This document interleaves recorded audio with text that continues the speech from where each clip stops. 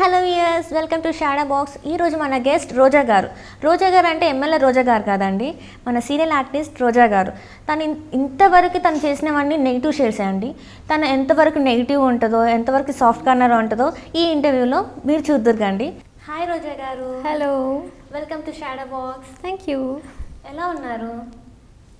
బాగున్నాను. హ్యాపీగా బాగున్నాను. ఓకే.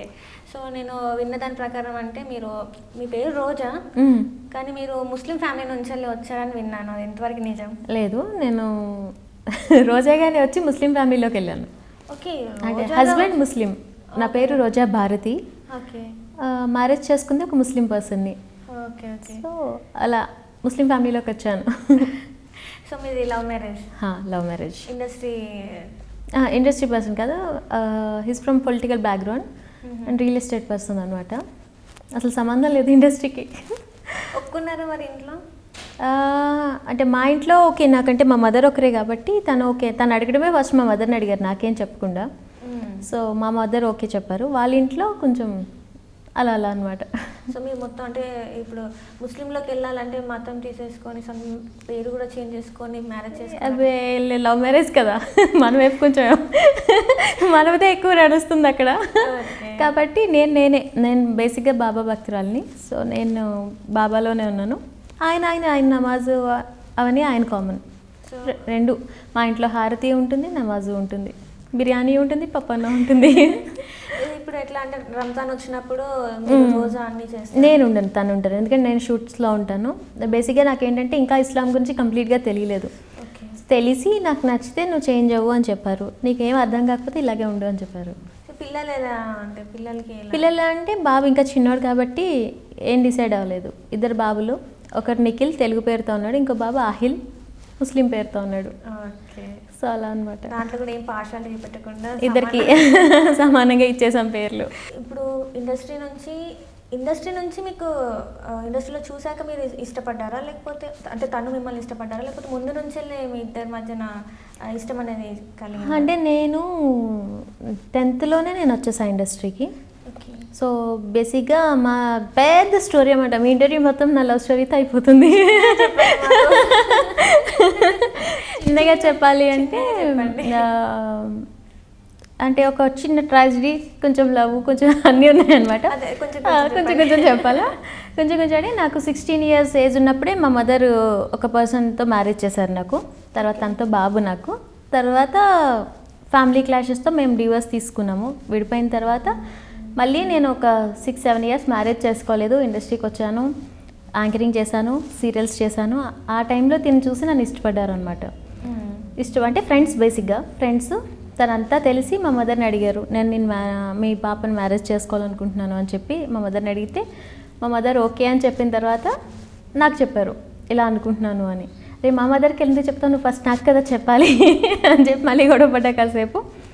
ఇంకో 1-2 years గ్యాప్ తీసుకుని కొంచెం ఆలోచించి, ఎందుకు ఫస్ట్ మరి పప్పులో కాలేసాం కాబట్టి చూసి చేసుకున్నాం మ్యారేజ్. అంటే ఫస్ట్ మ్యారేజ్ అన్నారు కదా, ఇంట్లో వాళ్ళు చూసారు? ఇంట్లో మా మదర్ చూస్ చేసిన మ్యారేజ్. చిన్నప్పుడు 16 years నాకు అందుకే మ్యారీడ్ లైఫ్లో నేను ఉండలేకపోయాను. నాకు అర్థం కాలేదు. బేసిక్గా నాకు వంటలు అవి రాకపోవడం. తను ఒక మహారాష్ట్ర పర్సన్ అనమాట, తను నేను చేసుకున్నది. సో లాంగ్వేజ్ ప్రాబ్లం ఉండడం, ఏం అర్థం కాక నేను ఉండలేకపోయాను, వాళ్ళు ఉండలేకపోయారు. వచ్చేసాను దాంట్లోంచి. తర్వాత నా లైఫ్ కెరీర్కి వచ్చాము, అంత బాగుంది. తర్వాత ఈయన పరిచయం అయ్యారు, మ్యారేజ్ అయింది, హ్యాపీ అనమాట. ఇలానే హ్యాపీగా ఉండండి. Thank you. సో ప్రజెంట్ చాలా బిజీగా సీరియల్స్ అన్నీ చేస్తున్నారు. ఎలా మేనేజ్ చేస్తున్నారు? అంటే ఒకటే సీరియల్ చేయట్లేదు, 2-3 సీరియల్స్ చేస్తున్నారు. ఎలా మేనేజ్ చేస్తున్నారు? అంటే నేను మధ్యలో ఒక 2 years గ్యాప్ తీసుకున్నాను బాబు వల్ల.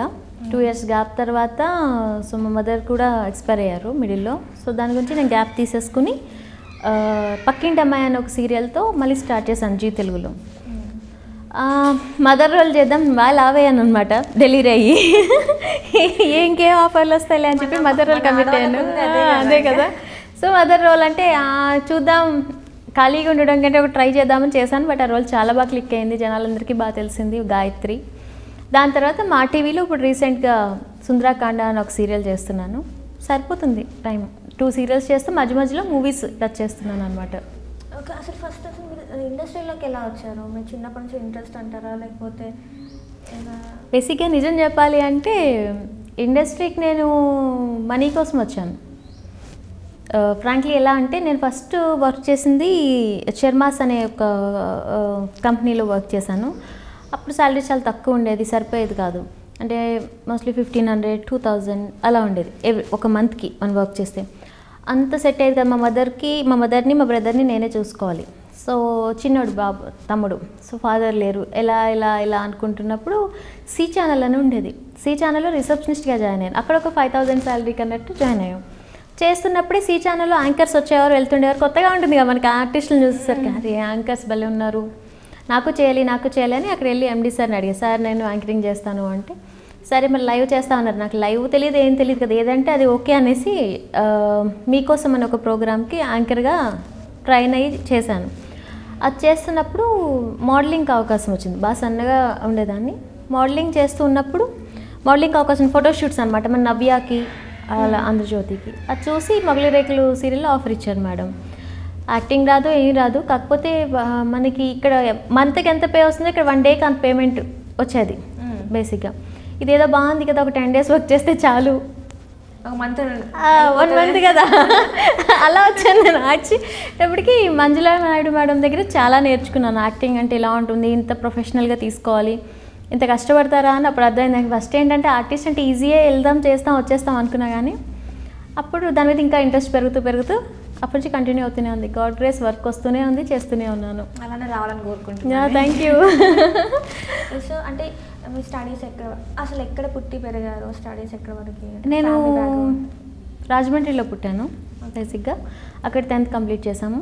ఇంటర్ ఫస్ట్ ఇయర్కి రాగానే మ్యారేజ్ అయిపోయింది. ఇంక స్టడీస్ ఆపేసాను అక్కడితో. అక్కడ నుంచి ఇంకా 1 ఇయర్ 1-2 ఇయర్స్లో ఈ బ్రేకప్ ఇదంతా అయింది. తర్వాత ఇండస్ట్రీకి వచ్చేసాను. అంటే అడుగుతున్నాను, అంటే ఇప్పుడు ఆ బాబు మీతో పాటు? నాతో వాడే నిఖిల్. ఓకే, నిఖిల్ వాడు. Okay okay. ఎట్లా అంటే తనకు తెలుసా ఇదంతా? మరి తెలుసు, అంతా తెలుసు. బాగా ఉంటాడు అంటే పిల్లలకి తొందరగా గ్రాస్ప్ చేసుకుంటారు. అంటే బాబుకి బేసిక్గా ఈ ఫ్లాష్ బ్యాక్లు ఇవన్నీ ఏం తెలియవు. వాడికి స్పృహ రావడమే మా హస్బెండే తెలుసు, తనతోనే ఉంటారు అంతా. వాళ్ళు వచ్చి ఏం గొడవ చేయడం జరగదు, ఇలాంటిది ఏం లేదు బేసిక్గా, ఏం లేదు. మీ హస్బెండ్ చాలా గ్రేట్ అసలు. ఇవాళ రేపు ఎలా ఉందంటే నేను అందుకే చాలా టైం తీసుకున్నాను ఈ రిలేషన్లో కూడా. నేను చాలా చూసి ఓకే ఏమో అంతకుముందు ఇంత టార్చర్ చూసాము, ఇప్పుడు ఎలా ఉంటారో నమ్మలేం కదా అని. పైగా తను ఇక్కడ కూడా నాకు సేమ్ థింగ్ ఏంటంటే తన లాంగ్వేజ్ వేరు, నా లాంగ్వేజ్ వేరు. బేసిక్గా తను he's from Maharashtra, he's from Yemen, Arab అనమాట. తిను అరబ్ కంట్రీ, అరబ్ అనమాట. సో ఇక్కడే సెటిల్ అయిపోయారు వాళ్ళ ఫ్యామిలీ అంతా. వీళ్ళు ఎలా ఉంటారో మళ్ళీ రాంగ్ స్టెప్ వేయకూడదు అని చెప్పి కొన్ని ఇయర్స్ టెస్ట్ చేసి అప్పుడు చేసుకున్నాను. నేను రివర్స్లో టార్చర్ చేసి చేసుకున్నాను ఇది. అలా ఉండదు, అందరూ అలా ఉండరు కదా. అంటే మనం బేసిక్గా మనం అమ్మాయిలు చాలా చూసి అంటే లవ్ అన్న వెంటనే బాగుంది కదా, అట్రాక్షన్ కదా చేసేసుకుని వెళ్ళిపోయి తర్వాత ఇబ్బంది పడ్డాం కంటే ముందే మనం అన్నీ చూసి చేసుకుంటే బెటర్ కదా. అందుకే టైం తీసుకున్నాను. సో అంటే మీరే ఏం చెప్తారు? చాలా మంది డివోర్స్ తీసుకొని అంటే ఇంకో లైఫ్ స్టార్ట్ చేయాలంటే చాలా భయపడతారు. ఇంట్లో పేరెంట్స్ కూడా ఇంకో స్టెప్ వేయాలంటే, అంటే అది పేరెంట్స్ మిస్టేకే అవ్వచ్చు, వీళ్ళు తీసుకున్న డెసిషనే కావచ్చు, అంటే కొన్ని రాంగ్ స్టెప్స్ ఉంటాయి. సో వాళ్ళకి మీరు ఎలా చెప్తారు? ఏం సజెషన్స్ ఇస్తారు? ఎలా రాంగ్ స్టెప్స్ అంటే బేసిక్గా మనం అవతల పర్సన్ గురించి ఏమీ తెలియకుండా మనం డిసిషన్ తీసేసుకుని అంటే అది అయితే ప్లస్ అవ్వచ్చు, మన అదృష్టం మీద, మన లక్ మీద ఆధారపడి ఉంటుంది, లేదా ఫ్లాప్ అయిపోవచ్చు. అంటే బేసిక్గా మనం అవతల పర్సన్ గురించి మొత్తం తెలుసుకుని మనం వెళ్ళింది వేరు. ఏం తెలియకుండా బాగున్నాడు కదా చూడడానికి, ఇప్పుడు నవ్వుతున్నాడు కదా, మనకి మెసేజ్లు చేస్తున్నాడు కదా అని వెళ్ళిపోయామంటే అంతే. అంటే ఇప్పుడు వాళ్ళకి అబ్బాయిలు ఏంటంటే నమ్మించగలిగేంత కెపాసిటీ వాళ్ళకి ఉంటుంది కదా. ఉంటుంది. అందుకే పేరెంట్స్లో ఎవరో ఒకరు సపోర్ట్ తీసుకుంటే ఇంకొంచెం బాగుంటుంది. ఎందుకంటే అక్కడ ఫ్లాప్ అయినా మీకు చెప్పాను మీరే చెప్పలేదు అని మనం అనొచ్చు. కనీసం పేరెంట్స్ సపోర్ట్ ఉండాలి కదా. ఇప్పుడు ఇవాళ రోజులలో అరేంజ్ మ్యారేజెస్ అలానే ఉన్నాయి, లవ్ మ్యారేజెస్ అలానే ట్రస్ట్ చేయలేకపోతున్నాం. అసలు అది లక్ ఫ్యాక్టర్ అంతే. యాక్చువల్గా నేను చూసిన నా ఎక్స్పీరియన్స్ని బట్టి మ్యారేజ్ లైఫ్ హ్యాపీగా ఉండడం అనేది ఒక లక్ అయిపోయింది. ఇంతకుముందు ఏంటంటే పేరెంట్స్ అటు 7 తరాలు ఇటు 7 తరాలు అని చెప్పి చూసేవారు. ఇప్పుడు 7 తరాలు కాదు కదా, ఒక తరమే తినంగా ఉండట్లేదు. అవును, వాళ్ళ పేరెంట్స్ బాగున్నారు అనుకుంటే పిల్లలు సరిగ్గా ఉండరు, సరిగ్గా ఉండరు. పిల్లలు బాగున్నారు అంటే పేరెంట్స్ సరిగ్గా ఉన్నవాళ్ళు లేరు. సో మనకి ఏంటి అంటే అది లక్ ఫ్యాక్టర్ అయిపోయింది ఇప్పుడు. ఓకే, మంచి అబ్బాయి దొరికాడు, బాగా చూసుకుంటున్నాడు, కనీసం హస్బెండ్ బాగా చూసుకుంటే చాలు ఈ రోజుల్లో. అట్లానే అనుకుంటున్నారు. అత్త మావయ్య సంగతి పక్కన పెట్టేస్తే ఇద్దరు కష్టపడితే కానీ ఇల్లు నడవదు. సో ఇద్దరు కష్టపడాలి, పిల్లల్ని బాగా చూసుకోవాలి. సో హస్బెండ్ బాగుంటే ఇల్లు బాగుంటుంది.